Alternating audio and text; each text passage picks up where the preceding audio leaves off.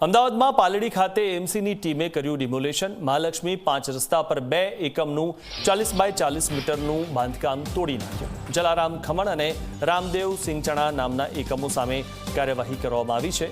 ફરી એકવાર દાદાનું બુલડોઝર ફરી વળ્યું છે। જે દબાણ કરવામાં આવ્યું હતું તેટલું દબાણ દૂર કરવામાં આવ્યું છે। તો જલારામ ખમણ અને રામદેવ સિંગચણા નામના જે એકમો હતા તેની સામે કાર્યવાહી કરવામાં આવી। 2 એકમનું 40 બાય 40 મીટરનું દબાણ તોડી નાખવામાં આવ્યું છે।